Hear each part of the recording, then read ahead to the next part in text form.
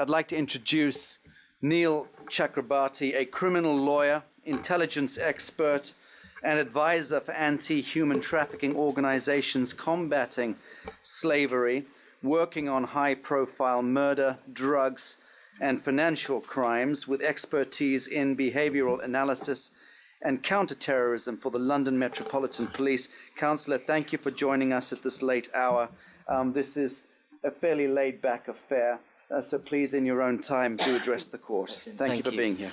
I have prepared something, but it's been very short notice for me, so I'm going to talk about a few things, and I am actually being deployed to Hong Kong for an investigation at the moment. So I'll give you the specifics of that as a segue into the discourse. The first thing I wanted to talk about was the terminology, trafficking and slavery. And that seems to be an umbrella term for a number of different types of slavery trafficking. And the TIP report, which is the Trafficking in Persons report, identifies 7 different types: sex trafficking, child sex trafficking, forced labour, bonded labour or debt bondage, domestic servitude, forced child labour, unlawful recruitment and use of child soldiers. I'm not sure whether there's lawful recruitment, but that's the terminology they've used. So my issue here is conflation. Once you conflate these terms and call it trafficking, it dilutes the understanding and the response. So I wanted to talk about, firstly, why I'm going to Hong Kong. This is an emerging area of exploitation, and it's as an unintended consequence of a policy, which is often the case. So what's happening at the moment in Hong Kong is that there's a number of nannies or au pairs that are being brought in predominantly from the Philippines. And what's happening is agencies from the Philippines are coercing or effectively they're grooming the nannies to go over to Hong Kong. And when the parents are away, they go on to Facebook Live and effectively audition these children. They tell them what to say, what to do to make them provocative, sexually accessible. So one of the main things that I wanted to address, which there is very little empirical studies on, is post-incident behaviours following grooming or pre-incident grooming. So, for instance, the parent who drew attention to this constantly noticed the his 6-year-old daughter trying to grab at his genitalia. This was unusual, obviously, but there is a tendency to explain it away as a normal occurrence, as curiosity or whatever. But if there was a checklist of, these are the behaviours to look out for, then that would be helpful for educating parents and other people that come into contact with these children. But also we need to dismantle the agencies. These agencies are effectively an organised criminal network that are facilitating the exploitation. But what's actually happening is a far more depraved, whereby the Facebook Live is the marketing, if you will, for the child, and then we're looking at the dark web and red rooms, which was initially thought to be a myth, but I can confirm they are true. And I'm not sure if you're familiar with red rooms, but please elucidate on this. I think it's very important. So a red room is it can be found in the dark web, and people subscribe to watch a person being sexually assaulted, a child or being sexually assaulted. Often there are murders, rapes, and there are a number of subscribers. So people all watch at the same time, and they often they direct the person to do certain things to the child or make the child do things. So one of the things we're trying to do is shut them down. That's the Hong Kong issue. So a few months ago, as you'll probably be aware, this is a separate type of trafficking. A few months ago, an investigation by CNN exposed the horrors of the Libyan slave trade. Probably all familiar with that. It shows footage of men being auctioned for $400.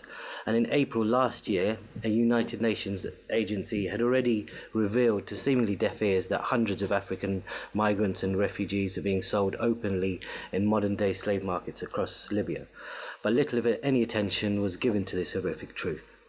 Now, the CNN footage showed irrefutable evidence of this practice, and the world's ears pricked up a little more than it usually does when horrors are being carried out in areas distant to them. Now, one of the quotes that often like from Joseph Conrad, in reference to the Congolese enslavement by the Belgian King Leopold II, was the vilest scramble for loot that ever disfigured the history of human consciousness. Now, the enslavement of the Congolese people occurred well over 100 years ago, but Joseph Conrad would most likely have rescinded that statement if he were to have witnessed the ongoing, relentless, and seemingly inexorable suffering that has persisted since then. The book that he wrote, Hearts of Darkness, was about the Congolese enslavement. This was made into a film which you may have watched, Apocalypse Now. But just to give you an idea of how history reshapes the narrative, they replaced Congo with Vietnam. So very few people know about this issue, but if you look into it further, which I don't have the time to explain, but it's one of the most horrific genocides that's ever taken place. Systematic rape, torture and murder are routine in many areas of the world. Forces responsible for preventing these tragedies are concentrating more on hiding it than addressing it. The CNN investigation penetrated the Chinese walls most governments erect to prevent the world knowing of their failure to act, or worse still, their complicity, and in doing so allowed an entry point to assist these powerless men and women who are subjected to unimaginable horrors. Raising awareness is the premise to change, and guides the collective eyes of the world not simply to the victims, but to the oppressors, and can often shame them into submission, and those who cannot be transformed through shame alone require a different and more robust mechanism for change. The causes behind such a tragedy are, like most sociological phenomena, nuanced and complex, with competing schools of thought either attributing migration, poverty, social media, government corruption, historic oppression, organized crime, or Western foreign policy as being the sole cause of the heart-wrenching acts of human cruelty that we've been made aware of. A cacophony of colliding concepts, with very conceding that the true cause is an amalgam of the above and most likely a lot more. The complexity of the political and cultural landscape obfuscates the potential remedies available, and the internal dispute occurring in the discourse between the policymakers and actors responsible for preventing this humanitarian crisis deepens the trauma. Libya is a hub that many Africans pass through to gain entry to Europe. Africans tempted by the allure of the West are often coaxed away from the poverty and often civil war in their country to the dreams of finding happiness and safety in Europe. The effects of anti-migration sentiment have their own role to play in the slave trade, but independent of this mindset, it is without doubt accepted that there are organized criminal networks who are exploiting men and women in the most sinister way possible. Many flee in panic, leaving all their belongings, whilst others are tricked into paying a smuggler to facilitate entry to Europe with promises that are never delivered, and instead they are either sold as slaves or held hostage for ransom to be paid by their family members. The sociological conflict between compassion fatigue and the democratization of responsibility is at the heart of action or inaction. The majority of people will feel sadness at the Libyan and Myanmar crisis, but that emotion is likely to wean away as the media stop reporting on it and the suffering of distant people become distant memories. Others, almost always the minority, will be motivated to act in some capacity to address the inhumanity. The complexity of the issues requires an unpacking of tangled ideas and then a commitment to which strategy is likely to lead to the most effective change. Another issue, that was two of the issues, but they are completely separate. One is the Hunan scandal. I'm unsure if you're familiar with it, but it involved babies being sold from China to predominantly the US. Approximately 64,000 children were sold, babies. It was under the premise of an unintended consequence of the one-child policy, whereby these babies were abandoned. However, that was revealed not to be true, and these children were forcibly taken from their houses and sold to parents who had no idea. So that's just an idea of three completely different types. However, if we are to look at the one-child policy or the sanctions for not complying with the one-child policy, it did lead to bridal trafficking, whereby there was a disproportionate amount of men in China and they had nobody to marry. So from Cambodia and Laos, they were being trafficked in by fraud or force, and then they were being forced into wedlock. And the fourth type of trafficking that I wanted to talk about, the point of this is to say that they're completely different and the responses should be different, is residential schools in in the US. This is very little coverage has been given to this, and this is state-sponsored. So this would involve the US government going into indigenous tribes, forcibly taking their children, putting them into a boarding school, and the catchphrase used was, kill the Indian, save the man. And it was religiously motivated. So the point here is that the motivations behind trafficking are not necessarily money, they're not necessarily sex, they're different, and the responses need to be different. Now, on a slightly more positive note, the UK have got leading legislation in regards to addressing slavery with the Modern Slavery Act 2015, which is relatively new, but it is we're effectively a pioneer in addressing this issue for one main reason. So Section 1 and 2 effectively address the individual who's carrying out these acts, but Section 54 of the Act holds corporations liable for not preventing it in their supply chain. Supply chain intervention is the key to preventing a type of slavery. So Section 54 requires companies that I think make over 36 million a year to provide an annual report that says what they have done to prevent slavery or trafficking or forced labor, that area. And the equivalence of that, or the ostensible equivalence, because as I'm about to point out, this is not an equivalent at all, is to the onus on corporations to prevent bribery, money laundering, tax evasion, fraud, and the fines for that are unlimited fines and up to 10 years imprisonment. Now, the sanctions for non-compliance with the Modern Slavery Act is an injunction to make you write the statement. No fines, no criminal offences. It effectively means that you can simply, an injunction to say, we write a statement and say we've done everything we could, and that's enough to comply. Now, that's obviously not good enough. Now, there's three different tiers that Trafficking Persons Report identifies as countries, which shows who's doing the most to prevent trafficking. Tier 1 is UK and US, and Tier 2 watch list is Bangladesh, and Tier 3 is China. Now, if you notice, everything that you buy is from generally Bangladesh or China. So what's the relationship between a Tier 1 and a Tier 2 or a Tier 3 country? It can't be the fact that a Tier 3 country is on that list or a Tier 2 watch list, but a Tier 1 is profiting from the trafficking, but nothing's being done about it. And I wanted to talk about one thing in particular. So The Economist, the magazine, recently reported that the world's most valuable commodity is data, overtaking oil. The recent Cambridge Analytica scandal illustrated that with the media response and the subsequent stock market plunge of Facebook, the biggest since 2012, as concerns grew over the social network's handling of user data. Now, I'll point out to the relevance in a minute, because the most valuable commodity isn't data, it's human life. So by putting data above human life is insane. And to give you the reason that I was giving you Facebook's nosedive, which is £67 billion wiped off the company's value. Now, if we were to look at Apple, for instance, Apple garnered significant media attention for the work conditions in China. This was disseminated to the public, and they were aware that the work conditions were so dire that people were committing suicide. They were killing themselves because their work conditions were so bad, and nets were put up so they couldn't kill themselves. Now, this was known to the public, so people that read the papers were aware that Apple are not doing enough. Now, Apple were the most valuable company in the world, second at the moment. So it shows the significant difference in how public perception towards trafficking and data is. Data, your own data.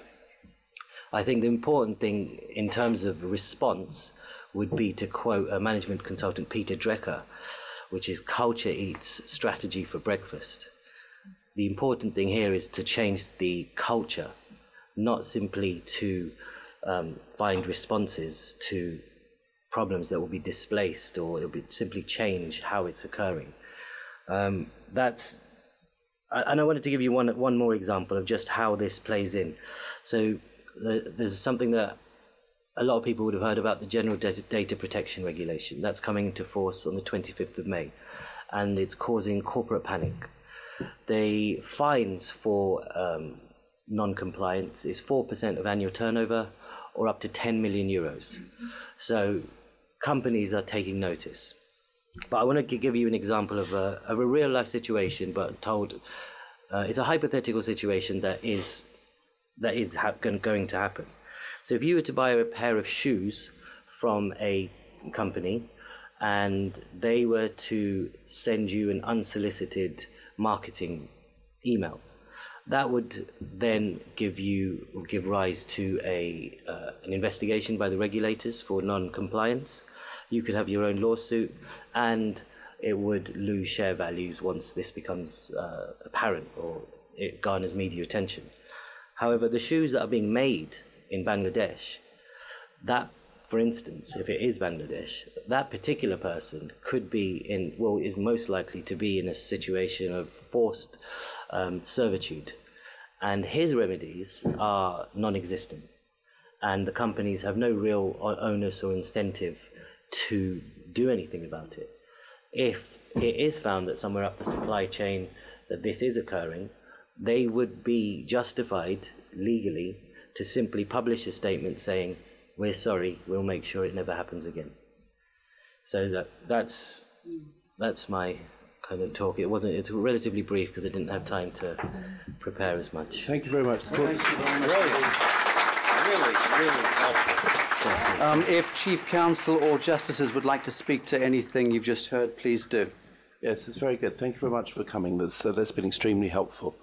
And first of all, I'd ask if the registrar could also keep a note of the 4 different distinctions that you've made so far as slavery go, and the fact that each of those do require different responses. I think that's going to be very important for us in our process, and thank you for that methodical approach. Just 3 questions, one of which would be, what would be your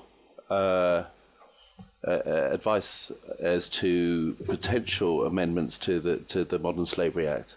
An increase in sanctions. I mean, if it's an equivalent of preventing money laundering, if you increase the sanctions, at the moment there's no fines, no criminal, no imprisoned custodial sentences.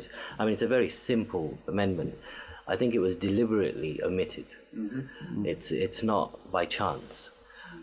Corporations, because the compliance officers within companies, they're not really looking at slavery. But if they're suddenly now, there are sanctions, there are criminal liability. So if you were to know that something's going on in a country that you're dealing with, just like in bribery, if bribery occurs in another country and you have a subsidiary in the UK, you could be forced into bankruptcy. I mean, the fines are incredible. So do you think? Sorry for interrupting. Yeah. So do you think that the corporations themselves derive their wealth, therefore, from slavery, and 100%. 100%. Yeah. So, but for the fact that that there was slavery involved, or indentured employment was actually involved in the process, those companies would not be able to maintain profit. Well, we know that. Yeah, I mean, how do we know that? Well, Apple, just from Apple's the example I gave you about Apple, people aren't killing themselves at work because they have a good work-life balance.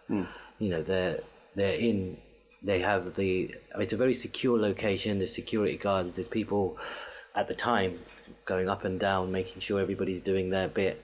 No breaks, no holidays. The hours are not going to correspond with our employment law at all. So you started to allude towards the end there, and I don't in any way wish to lead you after saying that I didn't really want the council to lead as well, but just to point you in the direction. Would it be right to say that you are suggesting that shareholders themselves have some kind of a say in relation to corporations? Well, I think that relates to culture, because really, if you're aware that this is happening, as you would do for bribery or for any other offence, the stock or just the recent Cambridge Analytica, the value of the company goes down, investors pull out. It's the culture. People don't really care. So the importance is to, make people care, raising awareness. Do you think that's are you pointing towards corporate activism as being a way of actually dealing with this, where shareholders band together, or is that? I mean, that is. Going? I mean, the Act is suggesting that. It's just not robust enough. It's diluted. It's weak, but it does show that it's about supply chain intervention and due diligence. Okay, just a final question. Just to assist from your personal experience, which seems extensive and be very useful here. How do we create a society in which, in your opinion, we value human life more than oil pipes or data? Well, I think one of the main issues that I found is drugs, murder, rape, sex. These resonate in the media, but there's some sort of reason why trafficking doesn't. Trafficking isn't really newsworthy because it just weans away. So I think we have to understand from the individual level, psychologically, why they're not connecting with trafficking. So why were they not doing that? I think we need to understand the psychology. What is it about people that are far away that means that they're that dissimilar to us that we shouldn't care about them?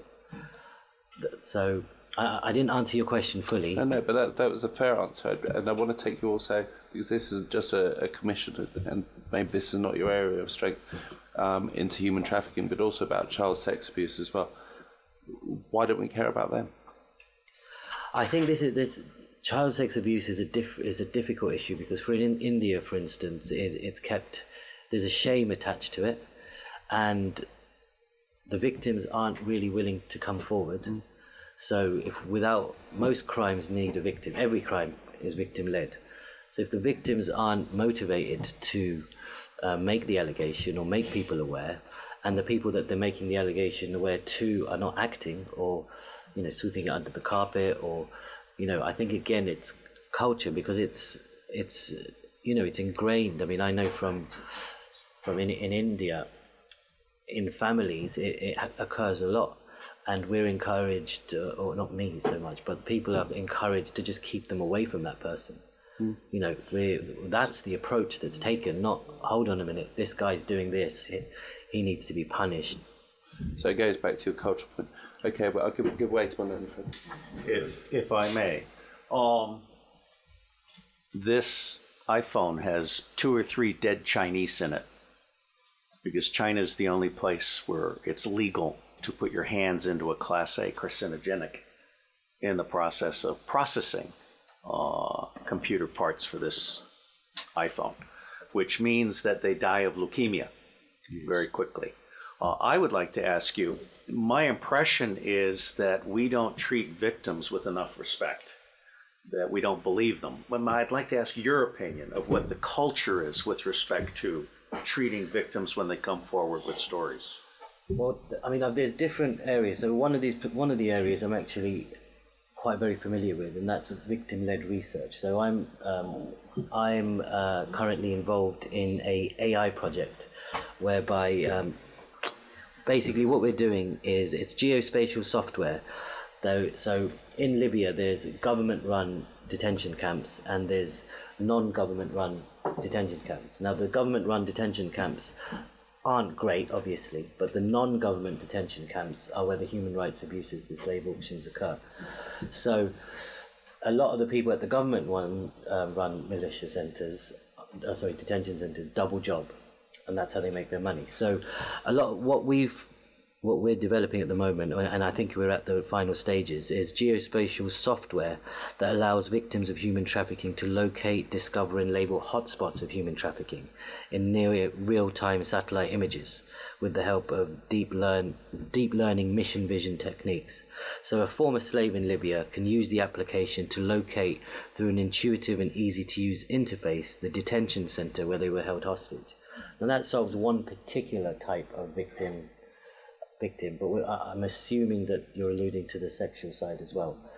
And I think we should, in the same way that the presumption of innocence is made when somebody's accused of a crime, I think all allegations should be taken to be made in good faith. Councillor, thank you very much indeed. Very grateful for this, and hopefully we can chase you up. Thank you. I appreciate that. Just give us 3 minutes, and we will switch seats with you. And, yes, of course, yeah. And your esteemed colleague.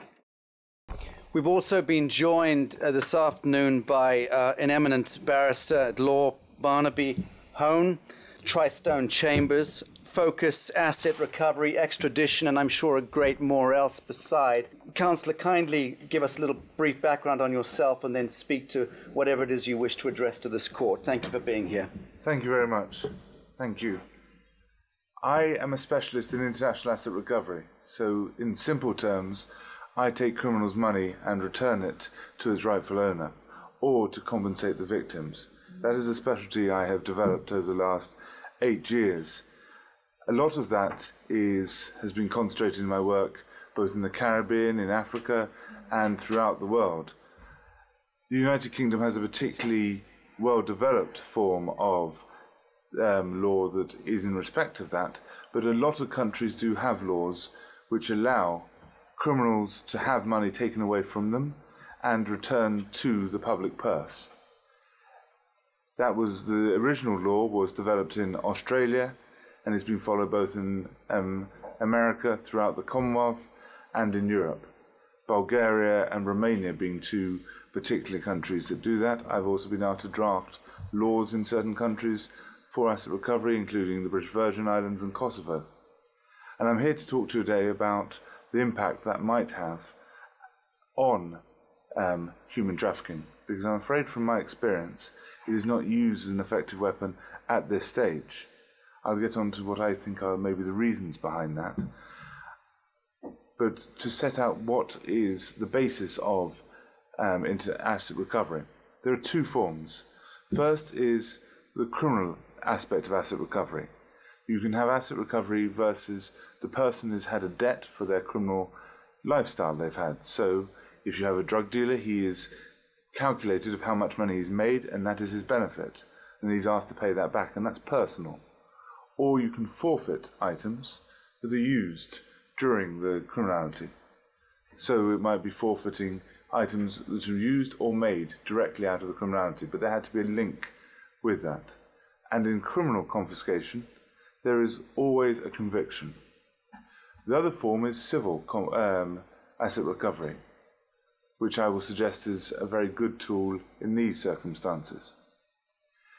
And due to the rise of and the difficulty in prosecuting all cases, you've had a rise in civil asset recovery, and that's on the balance of probabilities where an asset rather than a personal debt. So, for instance, say a property has been gained through unlawful conduct, that can then be recovered.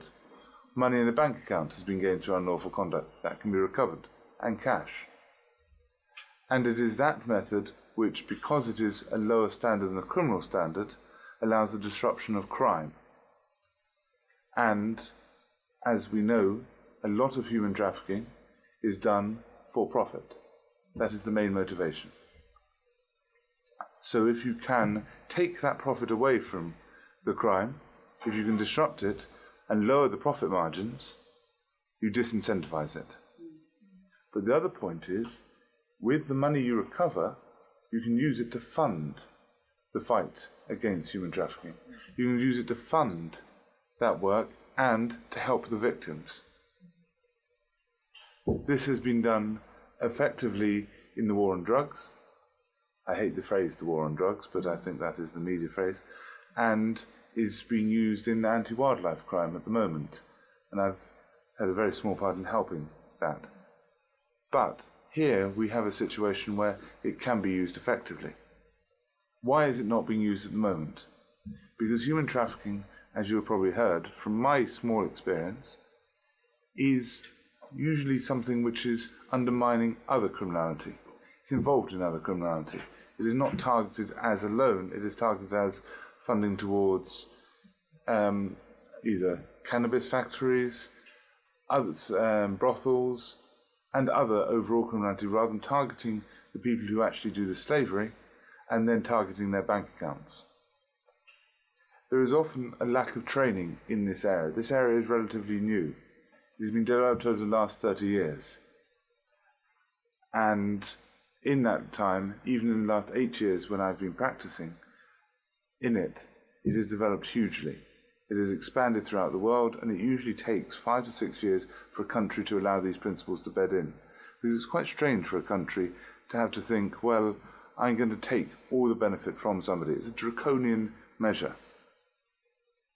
Now, how the courts deal with that in each country is slightly different, but it is and can be seen to be an impinging even on the defendant's human rights, especially if they have not been convicted of a crime. To have the balance of, to have money taken away from them because of a decision on the balance of probabilities, and usually based on evidence which wouldn't be admissible in a criminal trial, is a difficult concept. My experience in the Caribbean, where they had systems which had been brought in place over 5 or 6 years, it was still very much in the fledgling stage. In the United Kingdom and Canada, Australia, New Zealand, it is a bit more developed than that. And some areas of the Caribbean, such as St. Vincent. But in Kenya, though they've had the laws for a while, it hasn't been used hugely. In Bulgaria, it was used quite a lot, and then political considerations might have slowed that progress. So it is also using it, getting the experience in place, and encouraging it. And the other encouragement is both political, but also where the money goes. Using good asset recovery incentivization schemes. Now, I know that is a bit of a mouthful, and I wouldn't ask you to all be tested on that, but we like to call it ARIS. It's a bit easier. Not a Yaris, an ARIS. Now, with ARIS, you then look at a scheme where the money comes back, and you could think of a particular scheme for human trafficking-related crimes to go back into the prosecution. In the United Kingdom, the split is 50% goes to law enforcement, 50% to the Home Office. The 50% that goes into the government for schemes could go into human trafficking, or be earmarked for that type of work. Also, the money recovered would incentivize police officers and prosecutors to do that work, or at least be funded in that.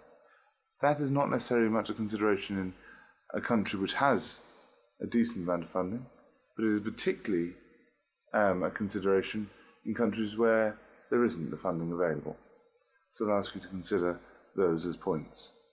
My experience in all these countries is that human trafficking is a problem, but it is a problem which is seen as a secondary problem to the overall criminality, and that might be an education point. I don't think there's a lack of faith there, and good faith, but there might be a lack of motivation and focus. That is all I wish to say, and thank you very much for the opportunity to speak. Thank you very much indeed, Councillor. If either Chief Counsel and or the Justices would like to speak to anything, please do so now. Working on the balance of probabilities in the civil forfeiture thing, is there a greater risk of unfairness if someone is, say, politically targeted for political reasons, for that person then to become prey to the person seeking the asset forfeiture? Quite simply, yes, there is that as a problem, yeah. And that is an issue in some countries. That needs to be tempered with a judiciary which is independent. Yes. This is not a perfect tool. I do not know of a case, and I'm not saying it hasn't happened, where that has happened, but mostly this has been brought in where there are independent judiciary and independent prosecutors. It could happen, but often it is also used to tackle corruption, and when any politicians might be in the frame, it is de-empowered sometimes. Yes. The use in the United Kingdom have brought in unexplained wealth orders, which are to target and politically exposed people outside of Europe who might have links to property which is unexplained and targeting corruption, but that has to be balanced to gain political motivations. Yes. to an answer. I'm sorry to be long-winded, Chief Justice. No. Yes, is the answer, but it needs to be balanced. Yes. And it also does, it can be focused in the wording of the statutes. So a lot of them can have a type of criminality, or it has to be in this broad type of criminality. That doesn't necessarily stop it being used politically focused, No. but it might sometimes slow it down and make it for what it is. Well, countries fall into different categories. Countries where it's safe to be an innocent person, and other countries where it is unsafe to be an innocent person, but politically unpopular. Okay, I'm obliged for that. Just looking for an example, because I think you've actually thrown up quite an interesting solution that I think as an inquiry we need to explore a little bit more. Let's look at a hypothetical example. So, for example, a situation occurs in Lithuania where there's young ladies who are picked up from the street, they're brought over to, say, the UK or to the United States, their passports are taken away, they're forced into brothels. In a situation like that, could an organisation that's a non-governmental organisation be the plaintiff in a civil court in which the people who were nominally or seem to have benefited from trafficking were the defendants? And in that instance of a civil case, would it be possible that the beneficiaries of a successful civil action were the victims, or would it be that it would be the organisation itself that would be the beneficiary and then distribute to the victims or to the cause, or would it be the state itself?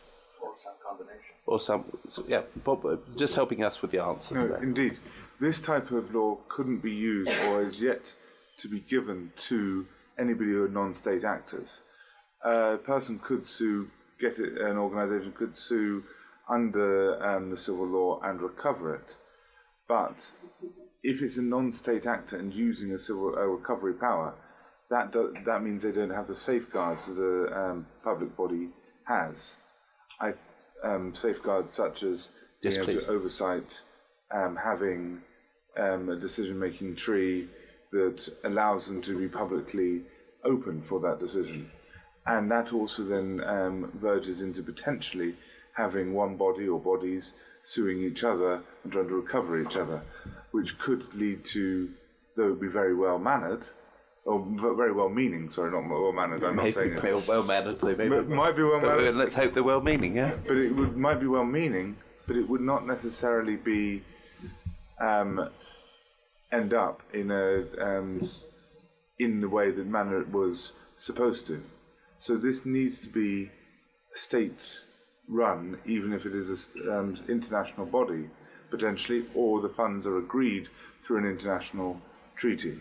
Most states have these powers, and in that situation, if the profits or any money that was generated from that brothel could be seized, some of that money using either from bank accounts or the cash that is generated, and then some of it could go back into compensation potentially, some of it could go back into the unit which did the seizing. Yeah, exactly. So you're suggesting that if in a situation such as that, if I understand you correctly, that it would be this for the state to in some way be involved, or at least be the beneficiary, and that they would also be the ones that would then guide the enforcement, and they could use money for enforcement or for compensation as per whatever the state said that it was going to do with it. But it's a state solution. Exactly, and it is for us to put hopefully pressure on the state so that it is used in a manner which continues the fight. Because if you don't have direct funding into this area, or it is used in certain ways, it'll just go into a general pot, and matters might not be incentivised. And Council, is that based on your experience, or is that based on the law? That is based on my experience outside of the United Kingdom. Okay. Outside of the United Sorry, Council, I can see you. No. There's another commissioner next to you. Sorry, yes. I noticed in your remarks you seem to implicate that lack of money often impedes justice. You know, you have to wait and see if you can get some money in to put the money back to try and bring more people to justice. Could I just perhaps make a reminder that what I said before, every sovereign nation can create, issue and control all the money it needs based on its wealth. And in fact, it is the money creation globally that is holding back justice and that's allowing so much of this abuse and slavery to happen. If I may, I find this is absolutely fascinating, and since you have specifically said that your experience is outside the United Kingdom, it may be that you don't care to offer an opinion. I've seen a number of documents that call into question the data integrity of particular documents that are submitted by anonymous plaintiffs, and the safeguards seem to be based on self-regulation rather than any actual oversight, to the point that those people who are bonded against being guilty of malpractice are actually never held accountable. Have you seen any possibilities of that existing within any country where it's possible to, for example, create a fabricated claim against someone and drive them into bankruptcy and the whole system just accepts all of those documents? I haven't through the work that I have done, but I work in a particular area where there's a lot of integrity in the investigations, but also that type of abuse would be hard to happen. That doesn't mean it couldn't happen, and I've always thought that if you say it couldn't happen, it almost certainly will under your nose. Elegant answer. Thank you. Thank you. Perfect timing. It's 6:10. Councillor, thank you very much for joining us. Greatly appreciated. Justices, Your Grace, Chief Counsel, Commissioners, ladies and gentlemen, thank you very much for coming today to the plenary seating of the International Tribunal for Natural Justice's Judicial Commission of Inquiry into Human Trafficking and Child Sex Abuse. Tomorrow's seating takes place at 10 a.m. sharp.